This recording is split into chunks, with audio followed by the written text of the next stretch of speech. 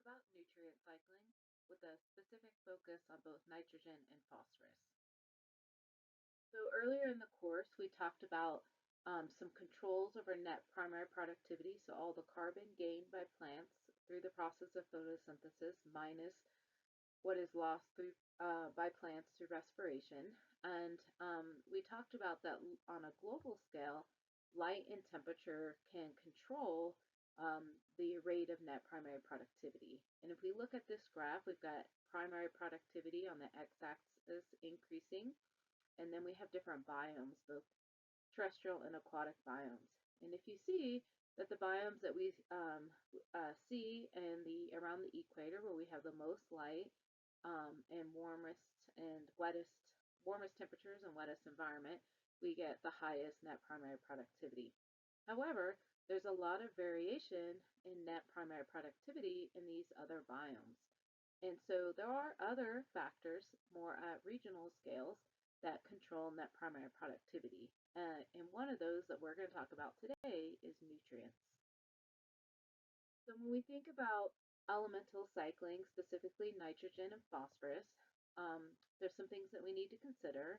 That there is a continual recycling between organisms in the physical environment. So movement of nitrogen and phosphorus between living and non-living environments. And nutrients, unlike energy, are retained within the ecosystem. And if we were to follow any given nutrient through time, there would be a continual alternation between living and non-living components of the ecosystem. Gains and losses from outside the ecosystem are small when we compare to the rate at which nutrients are cycled within the system. So for particularly nitrogen and phosphorus, most of that nitrogen and phosphorus within a given ecosystem is cycled within the ecosystem with much smaller inputs and outputs from the ecosystem. And then ecosystem elemental cycling can be driven by the organism's need for growth. So if a plant needs more nitrogen, there are things that that plant can do to try to acquire more nitrogen, or by an organism's need for energy or other physical factors. Now, when we think about controls on net primary productivity, NPP, in addition to light and temperature and moisture, nutrients are also very important. And I mentioned earlier in the course that we often determine whether nutrients are limiting net primary productivity through fertilization experiments, where we add nitrogen or phosphorus, or nitrogen and phosphorus together, and we look at a plant response. So if we add phosphorus and the plants grow more, we have a greater net primary productivity. It suggests that net primary productivity was limited by that nutrient. So when you gave it the nutrient it needed and it was no longer limited, they were able to grow and store more carbon. And this is just an example from some ecosystems, I believe, in alpine systems, and I believe this is from Niwot Ridge here in Colorado. So we've got two different meadow ecosystems. They've got controls, treatments where they added phosphorus only, treatments where they added nitrogen, and then treatments where they added nitrogen and phosphorus. And in most cases, nitrogen, they saw the biggest response when they added nitrogen, suggesting that in these alpine tundra systems, that nitrogen limits net primary productivity or plant growth. So why do nutrients limit primary productivity? Why don't they have everything they need? A couple things we need to consider is that the process of photosynthesis uses a lot of nitrogen. So we often think of nitrogen as a macronutrient, meaning that it's needed in large quantities for plant growth. So when we think about photosynthesis, about 50% of nitrogen in leaves is tied up in rubisco and other photosynthetic enzymes. So rubisco is the main enzyme needed for photosynthesis, and so half the nitrogen that plant needs goes into photosynthesis. And if that plant doesn't have enough nitrogen, it's going to limit photosynthesis, which limits the amount of carbon it can take up. Now, plants need a lot of nitrogen. However, nitrogen is often hard to come by. So the availability of the type of nitrogen that plants can take up and use is not always where it needs to be. So plants are dependent on the availability of nitrogen within the ecosystem. Now with phosphorus, phosphorus is needed for plants to make DNA and ATP. And if you remember from basic photosynthesis, DNA or ATP is used quite a bit in photosynthesis. Um, Phosphorus is also hard to come by. So the plant ability to take up phosphorus is dependent on its availability in the system. And we'll talk about what controls the availability of both nitrogen and phosphorus. So where do plants get their nitrogen? So here's a graph, or I'm sorry, an image of the pools and fluxes within the nitrogen cycle. So like carbon, we have nitrogen in the atmosphere in a gas form. We have nitrogen in plants and soils, we have nitrogen in the ocean, and we have nitrogen in rock. And then those arrows represent movement of nitrogen between these systems. Um, so this is just a little test to kind of see where you think most of the nitrogen is stored. So out of those um, pools that I showed, or stalks that I showed, where do you think most of the nitrogen is stored? So you can give you just a minute to kind of think about an answer. Do you think it's stored in the soils, the ocean, the rock, atmosphere, or plants?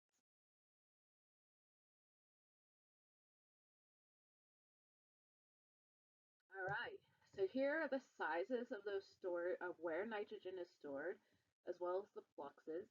And I'll give you just a minute to look at this. But if you notice that most of the nitrogen is stored in the atmosphere and in the form of N2, which is a gas form of nitrogen. So the biggest nitrogen stock or pool globally is in the atmosphere. So about 78% of the nitrogen on Earth is in the atmosphere in the form of N2. Now, the form of N2 is very important. Plants cannot take up the gas form of nitrogen. So this poses a dilemma, right? Most of the nitrogen on Earth is in the atmosphere in a form that plants cannot take up. So what do they do? So how do plants get the nitrogen they need if most of it is nitrogen gas and plants can't take up nitrogen gas? So the nitrogen gas N2 in the atmosphere must be what we call, they must get fixed into compounds that plants can use. And the main compounds in which plants can use or take up nitrogen is ammonium, nitrate, and DON, which is dissolved organic nitrogen. And the ammonium and nitrate, we call these inorganic forms of nitrogen. And when we're saying inorganic compound, we're just saying it's not associated with carbon. An organic nitrogen is bound with carbon, so that when in inorganic, it's not bound with carbon. So how is nitrogen fixed? So it can get fixed by two pathways. One is through an abiotic fixation, so this is non-biological physical fixation, and that's through lightning. So when lightning occurs, um, the fixation of nitrogen to another form happens. The other one is biotic fixation. So this is through biological bacteria that fix nitrogen. There are different forms of bacteria. So one form we call is free living bacteria. So these are bacteria that are just in the soil, um, free living, not attached to plant roots, that fix atmospheric nitrogen.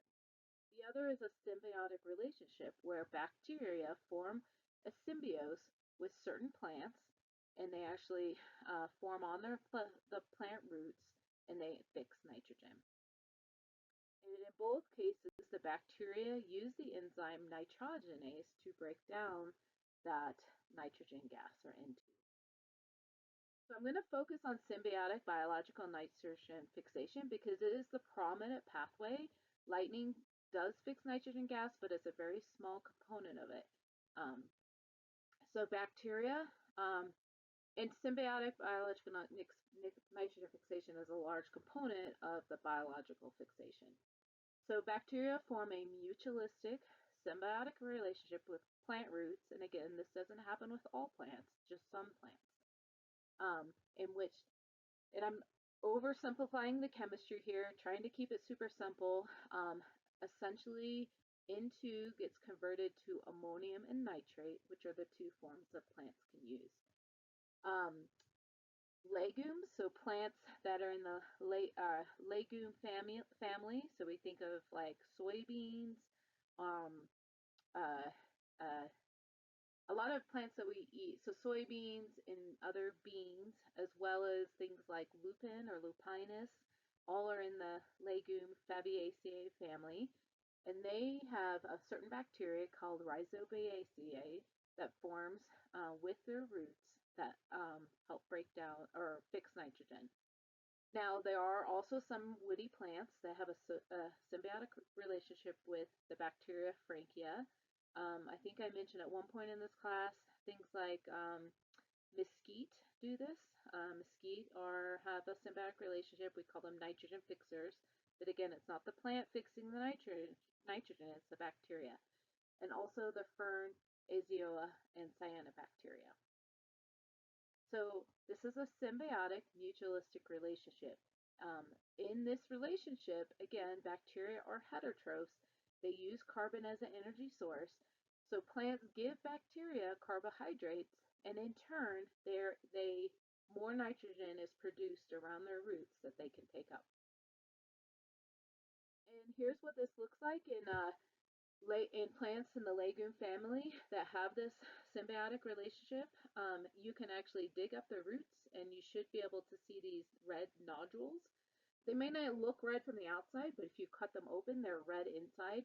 Those are the nodules that the bacteria form, in which inside the nodule is where the fixation occurs. So in this diagram, the top is where the nodules are. Next summer, if you're hiking around and you see a lupin, you can dig it up and look at the roots and see if you see those nodules. The kind of orangish big circles there on the cross section, those are the nodules, and that smaller circle on the bottom is at the actual root. There's a really cool video. I suggest reading it that talks a little bit more about nitrogen fixation, and also talks about the use of planting peanuts in the South to increase nitrogen in depleted soils. So I'm not going to show it here, but definitely take some time and look at it. It's not very long and it's super interesting. All right, so here's just some graphs showing rates of nitrogen fixation over time, and it's looking at global nitrogen fixation.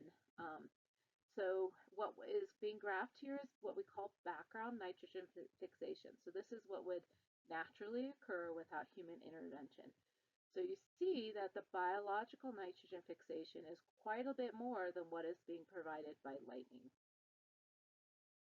So if nitrogen can get fixed, why isn't nitrogen in short supply to plants? So cool, we've got these fixers, we've got lightning fixing and bacteria fixing. Shouldn't they fix enough that plants need? Well, there's some caveats to this.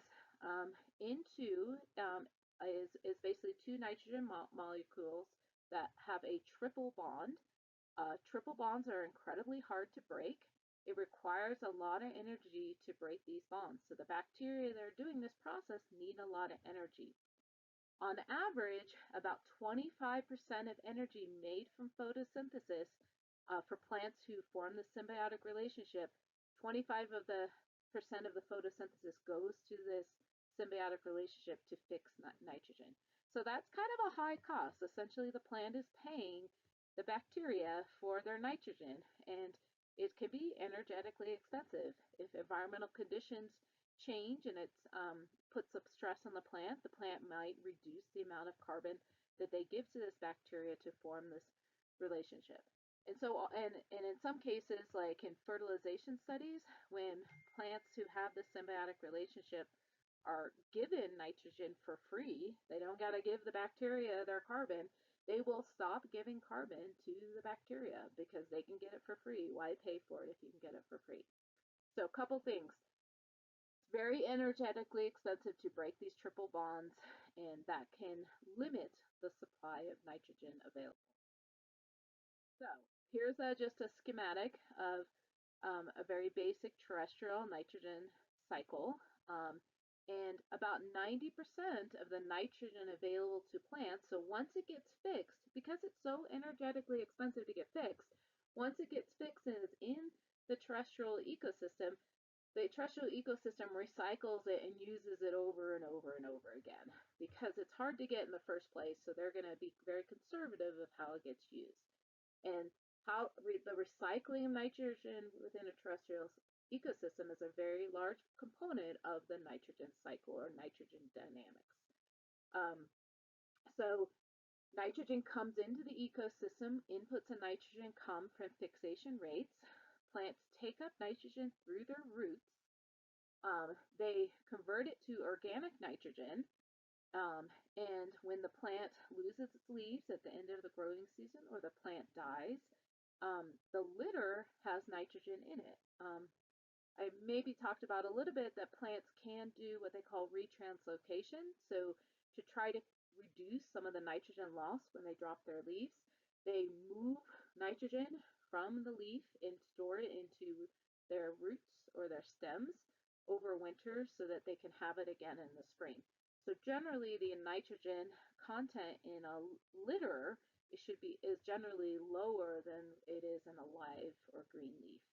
So plants drop their leaves. We've got organic nitrogen in the leaves, and then through the process of decomposition, which we talked about before, that the organic nitrogen gets broken down, and then through the process of mineralization, DON gets converted into ammonium and nitrate. And I'm going to talk about each of these processes in more detail.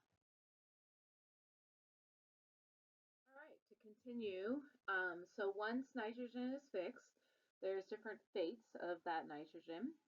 Um, we talked about the internal cycling. So it's fixed, it goes into the ecosystem, plants take it up, plants convert it to organic nitrogen.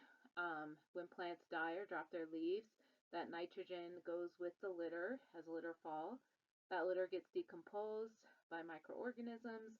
The nitrogen gets released. It then can get further mineralized into ammonium and nitrate by bacteria. And then that ammonium and nitrate is then available for plants to take up again. So that's the internal cycling of nitrogen. However, we can lose nitrogen from the ecosystem through several different pathways.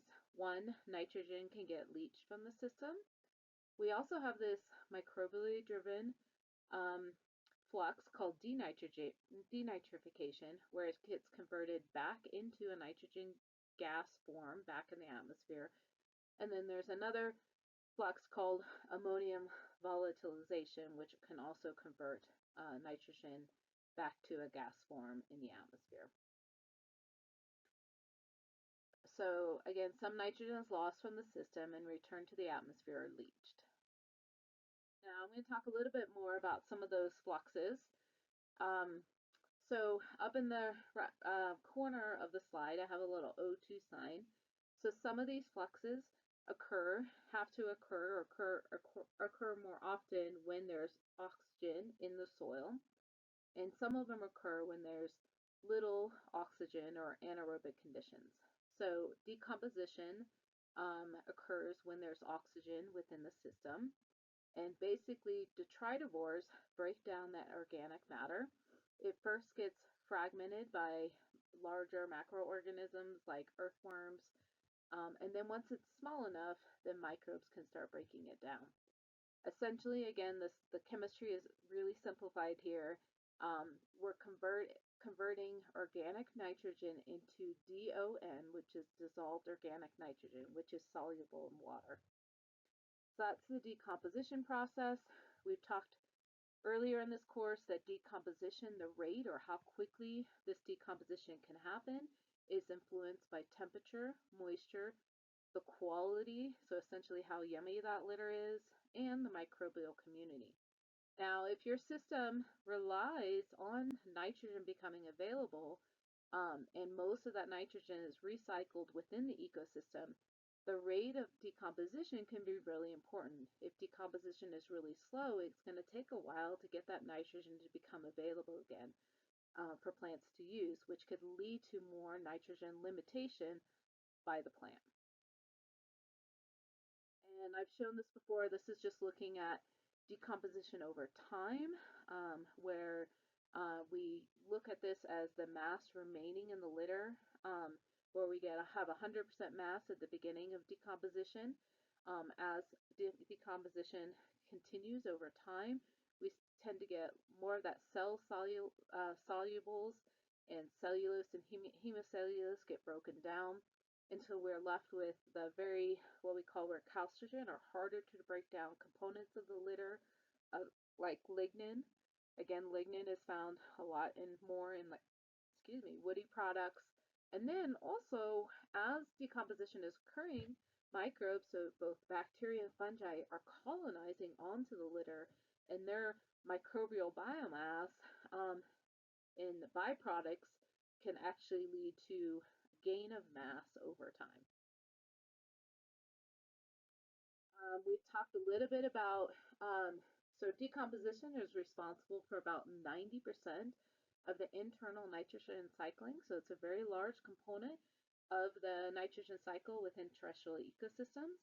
And so then understanding the rate or what controls decomposition is really important for thinking about what controls the availability of nitrogen within a system. And we talked earlier that one of the ways that we measure decomposition is through these litter bag experiments, and where we put a known amount of litter in these mesh bags that are there to inhibit like larger organisms from getting in, and also prevent the loss of litter just from falling through the holes of the bag. So the holes are big enough that microbes can get in, but not too big that we lose litter just because it falls out of the bag. And then we have two graphs here. The top one is looking at leaves from different biomes, and then roots from different biomes, and then looking at the mass remaining over time. And as you can see, there's a bit of variation in mass loss over time, total mass loss over time, and also the rate for how quickly that mass is lost. So decomposition also returns about 50% of the carbon back to the atmosphere. So remember again that the microbes, the bacteria and fungi that are helping to decompose this litter are using carbon as an energy source, and they're releasing CO2 as a byproduct. So during the process of decomposition, about 50% of that carbon in that litter goes back into the atmosphere. Again, that rate can vary depending on many different factors. So when we think about litter nitrogen loss, some of it's physical, just leaching. So as rainwater or water moves through that litter, it can pull out the soluble components, those cell-soluble components. The understanding of how much gets lost through physical processes is not well understood across a lot of biomes. It's estimated about 0 to 20% of the nitrogen in litter can get lost through leaching. The other way that litter is lost is through biological processes. So fungi, they use carbon as energy source, but they also need a certain amount of nitrogen so that they can break down that carbon. So fungi and bacteria actually do take up nitrogen from the soil solution to help them break down carbon and nitrogen. So they need a certain amount of nitrogen for their cell components, and then so that they can actually break down the litter. We get a net loss of nitrogen occurs when there's relatively the availability of carbon is low in CON, so carbon nitrogen. We're going to talk a little bit about the carbon to nitrogen ratio in litter and its influence on microbial processes a little bit later. All right, let's see. So here's just some more graphs just looking at differences in the amount of nitrogen. So we can look at total mass loss of litter, but at the same time we can measure the amount of nitrogen in that litter over time. So we can measure total biomass, but we also can measure components like nitrogen and carbon. We can also measure components like lignin, cellulose, to see how those change over time. And so this is just again looking at different variations in nitrogen loss over time. Okay, another flux within the nitrogen cycle is mineralization. So once decomposition occurs and that organic nitrogen is converted to DON, or dissolved organic nitrogen, then we've got these microbes that come in that can take that DON and then convert it to ammonium. And this is for the process of nitrogen mineralization. Remember, this was a component that you looked for, a value you looked for in your biome project. It's the chemical conversion of organic matter into inorganic nutrients. So we're going from DON to ammonium. Ammonium is one of the most prominent types of nitrogen that plants can take up. Plants do take up DON, but not all plants. And this is done by microbes. And again, very similar to what controls the rate of litter decomposition, also controls the rate of mineralization. So it's influenced by temperature, moisture, where we tend to get higher mineralization rates in warmer, wetter environments. But again, not too wet. If you get so wet you don't have enough oxygen, it can reduce mineralization rates. Also the quality and quantity of that litter in the microbial community. Okay, so the production of DON, the bacteria and fungi can actually secrete extracellular, so these are enzymes that they excrete outside their cells to help break down these complex polymers down into a water-soluble unit that can pass through cell membranes. So microbes, bacteria, or single-celled organisms, they can only take in small soluble units. So these they have to break it down in smaller components, and so essentially they can, so a microbe can produce an enzyme, say like protease, which then helps to break down the proteins in the system outside the microbe into smaller components like amino acids that they then can take up. So microbes can secrete these enzymes to help them better to break down what's in the environment to a size that's small enough that they can take in.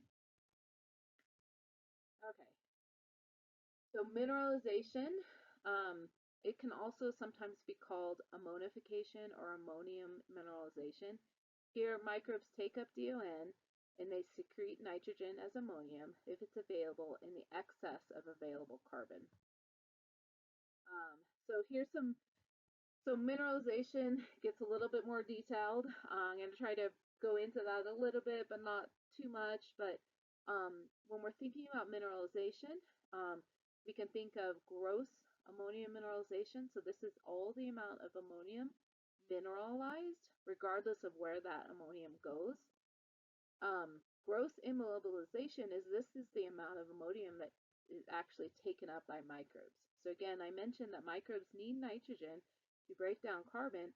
So not only are they releasing, so they're either releasing nitrogen, ammonium, or they could also be immobilizing it. And this happens in the soil, and it can kind of happen back and forth, like in the time frame of seconds. They could be mineralizing, and then conditions change, and then they immobilize. So this is gross. Net ammonium mineralization is the accumulation of nitrogen in soil solution that is what we presume available for plants in the excess of microbial demand. So there's a whole area of study of looking at plant and microbe competition for nitrogen in the soil. So when do microbes gain versus plants? Because they both need nitrogen, but also the microbes are also what makes nitrogen available to the plants. So and then net immobilization is the reduction of nitrogen in the soil solution when microbes are immobilizing it, so they're taking it up. And we generally think of immobilization happens more when there's a high carbon content, because in order for microbes to break down carbon, they need a certain level of nitrogen. So they might start immobilizing the inorganic nitrogen in the system so that they can break down organic carbon and nitrogen so they can get the carbon they need for an energy source. Lots of fun. It's kind of complex, but pretty cool to think about this like battle between and this competition between plants and microbes for nutrients. So I showed something similar to this at the beginning of the course. We're thinking about long-term and short-term controls over different ecosystem processes. On the far left, we have our different state factors, our biota, time, parent material, and climate. We have our interactive controls. How do those things influence plant functional types, soil resources, and then thinking about how do plant functional types and soil resources influence these indirect controls like litter quantity, carbon quality, soil resources, and then looking at direct controls. And we're all looking at how does this control one factor within ecosystem processes, and that's net nitrogen mineralization. So the size of the arrows indicate the larger control over that processes. So we think about what controls dissolved organic nitrogen. A big component of that is litter quantity and carbon quality, soil resources, controls over net mineralization, the carbon to nitrogen ratio of microbes, the carbon quality, the litter quality, etc. Okay, so once mineralization happens, that DON gets converted to ammonium, it's now in the soil. What is the fate of it? What happens to it? So like I just mentioned, it could be immobilized by microbes. They might need it so they can take up more carbon. It can be taken up by the plants. It can also be adsorbed onto what we call the soil exchange complex. So soil particles have a charge to them, and some of that ammonium can get kind of adhere to those particles and kind of just stay there. It could get stabilized on clays or organic matter. It could get volatilized as ammonium, or it could get oxidized by microbes to nitrite or nitrate, which is the next thing we're going to talk about. So what determines the fate of ammonium? So once ammonium DON gets converted to ammonium, that ammonium can, again, immediately get taken up by plants or microbes, or it could be further converted to nitrate or nitrite. And again, this nitrification happens in the presence of oxygen. It's the conversion of ammonium to nitrate. So here's what that looks like in a very oversimplified chemical equation. This is done by a very particular types of bacteria called nitrifying bacteria. So not all bacteria can do this, only those in the Nitrosolubus and Nitrobacter, and we call them chemi-autotrophs. So these bacteria are not using carbon as an energy source, they're using ammonium. So the rate of nitrification depends on the availability of ammonium and the availability of oxygen. Nitrification occurs in oxygen environment where there's enough ammonium available.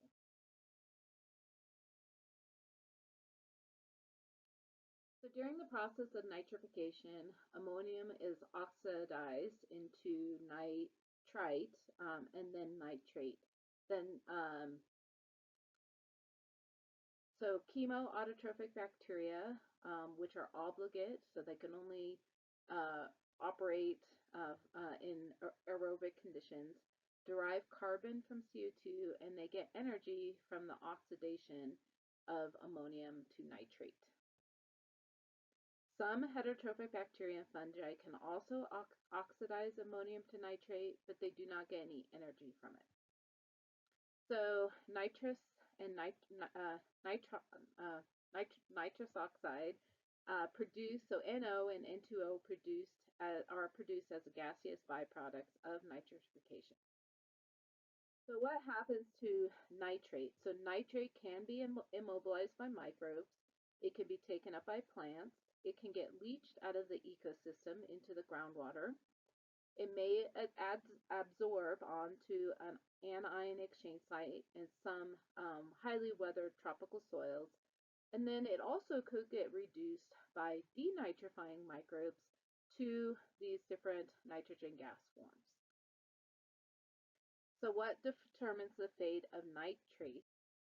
So denitrification, another flux. Now remember, with denitrification, this is loss of nitrogen from the ecosystem going back to the atmosphere.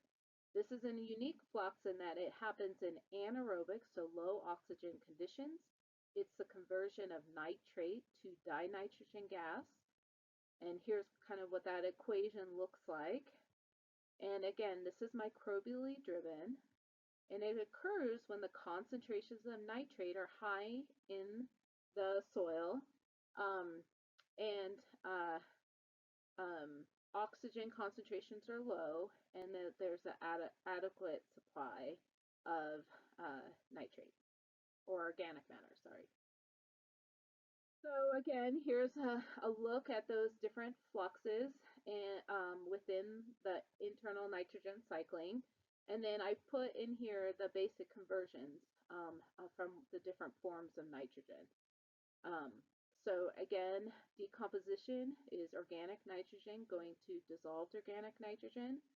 Mineralization is DON converted to ammonium. Then nitrification is ammonium is converted to nitrate, or sorry, nitrite, and then nitrate.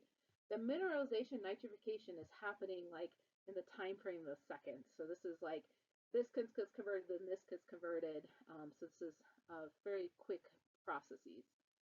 Plants can take up ammonium and nitrate. Some plants can take up DOM. And then we can lose nitrogen through leaching, mostly in the form of nitrate. Soils do have a slight positive charge, soils have a negative charge, which means that cations with a positive charge tend to adhere to them more than anions that have a negative charge. That means that anions, like nitrate, tend to get leached more readily than the cations, like ammonium. We can also get loss of nitrogen to the atmosphere through the process of denitrification. So that's nitrate going to N2. And then we can get inputs of nitrogen to the system through fixation. So taking that dinitrogen gas and converting it to ammonium and nitrate. And again, about 90% of nitrogen available to plants is recycled internally through that decomposition, mineralization, nitrification process, and root uptake. So when we're thinking about the nitrogen cycle, nitrogen changes forms due to enzymatic, biological, oxidation reduction reactions that are microbially driven. This occurs because nitrogen is both a source of energy for some microbes and a source of nitrogen for plants and microbes. Different forms of nitrogen can move to different pools within and outside ecosystems. Most terrestrial ecosystems outside the tropics are considered nitrogen limiting, meaning that out of all the nutrients, nitrogen most limits plant growth and photosynthesis, and thus carbon uptake. With the nitrogen cycle, oxidation reduction forms of inorganic nitrogen include nitrogen gas, ammonium and ammonia, nitrite, nitrate, nitric oxide, and nitrous oxide. Nitrate and ammonium are used by plants and microbes for protein synthesis, which is why they need them. And then these gas forms are lost from the ecosystem and they go to the atmosphere. So just a little review, which nitrogen flux requires anoxic or anaerobic conditions?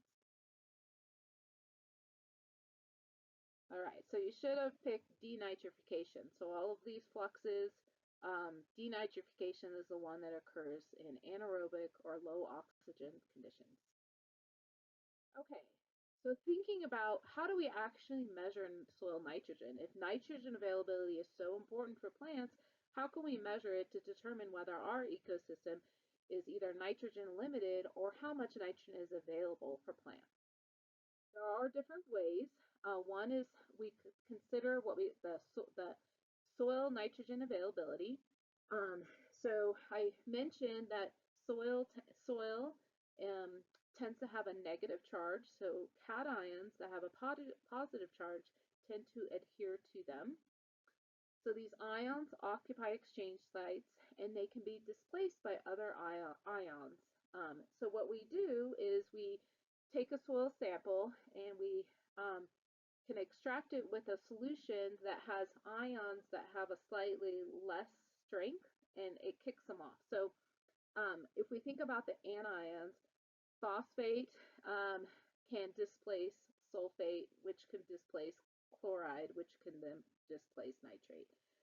Cations, um, alumina or hydrogen can displace calcium, which can then displace magnesium. And then potassium and ammonium are about the same.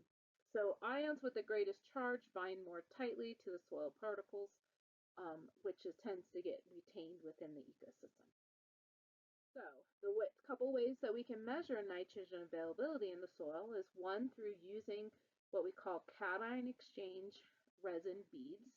So we can use these, you can actually order these sticks, and we have, so they use plastic sticks that have a membrane in the middle of it that has these little beads that have different charges to them. So we can get an anion probe and a cation probe. So if you put an anion probe, it's going to absorb anions like nitrate, phosphate, sulfate. And then you can bring it back to the lab and extract it, kick off those ions, put them in solution, and then you measure the ions in solution. You can have a separate cation probe, which can measure things like ammonium and potassium and calcium. And again, you put these in the ground for a certain given amount of time. The soil solution moves across these membranes.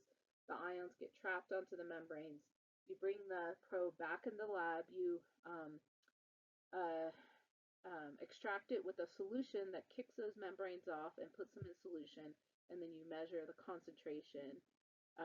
It kicks off those ions and then puts it in solution. And then it measures the concentration of those ions in solution. You can also order what we call mixed bed resin beads that have both beads that are anion and cation. And you can place these in the soil. We usually put them in a little like nylon bag and put them in the soil for a certain amount of time, then take them out and do an extraction. You can also use a lysimeter to extract soil solution. So you extract the solution that's in the soil. It's like a water mix that has these anions. And then and I'm sorry, my image is blocking the image of the spectrophotometer, but then you measure the ions in solution using usually a spectrophotometer. So for most of the nitrogen ions, you use a chemical color, it's called colorimetric reaction. You put certain chemicals and they cause if, like, say, ammonium or nitrate are in solution, it changes colors, and the intensity of color is measured through a spectrophotometer and is related to concentration based on a series of calibrations that you run. So here's kind of what this looks like. You collect a soil sample, and then you can also just directly collect a soil sample, bring it back to the lab. You take a subsample, you extract it in the lab with a solution of either potassium chloride, sodium chloride, or potassium sulfate. You filter out the soil, and then you take that solution and you measure the nitrogen ions in that solution. And just to go look back at these exchange sites, so if you have nitrate on the soil and then you put a solution that has chloride, what happens is that the chloride will knock off the nitrate from the soil, replace it, so the chloride will bind with the soil. The nitrate then gets released into the solution, and then you can measure it. And if you say you're using potassium chloride, the potassium exchanges with the ammonium on the soil exchange sites and then puts that ammonium in the solution, and then you measure that. So another way that you can do this is taking a initial soil sample and you extract the ammonium and nitrate from them and measure it. And then you also can take like a PVC tube and you take another soil, you put it in the PVC tube and you cap it with these ion exchange resin bead bags. and I've done this for I did this for my PhD work, and then you put them back in the soil, and then you leave them a certain period of time. Like I did, like over the growing season versus over the winter. So trying to look at nitrogen mineralization rates during the growing season versus the winter. Again, if you have faster mineralization rates, that means more nitrogen is potentially becomes available for plants to take up. And the idea with these tubes is as the solution goes through the top of the core, um, that that first bag will trap any ions coming into the solution. Now we've got soil in there, we've got microbes in there. Over time they're mineralizing. They could be releasing ammonium and nitrate that could get leached out, and you trap it on the other bag. So then you bring all that back to the lab. You measure the ammonium and nitrate in the top bag, you measure the ammonium nitrate in the soil, and then the ammonium nitrate leached out. And then you look at the ammonium and nitrate in the soil, you subtract out anything that was coming in, and then you add whatever was leaving, so you have a total amount of nitrogen, ammonium and nitrate in that soil over time, and then you take your initial and subtract that from it, and that should be your net nitrogen mineralization over that given period of time. A little complex, but at least you generally now have an idea of how this is done. So we're going to go back a little bit to this idea about microbes needing nitrogen. Microbes only mineralize nitrogen when they need carbon. So we can use the microbe carbon to nitrogen ratio and a estimate of their growth efficiency, and then also the substrates carbon to nitrogen ratio to help determine when microbes might mineralize or immobilize nitrogen. So again, microbes need nitrogen for microbial growth, and they need that then so that they then can acquire carbon as an energy source. So the carbon to nitrogen ratio of a microbe in this example is 10 to 1. So this means that for every 10 units of carbon, the microbe needs at least 1 unit of nitrogen. And then the microbe uses 40 units of carbon for its growth in its biomass.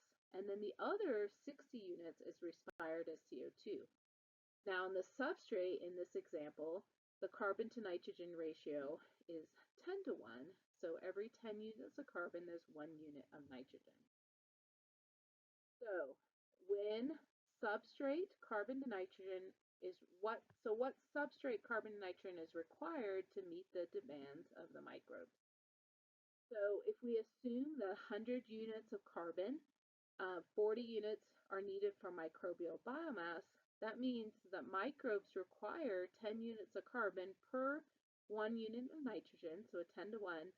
And if they eat that substrate that has 100 units of carbon per 4 units of nitrogen, they will need a substrate that has, to meet their growth efficiency and their demand, they need to eat a substrate that has a carbon to nitrogen ratio of about 25 to 1.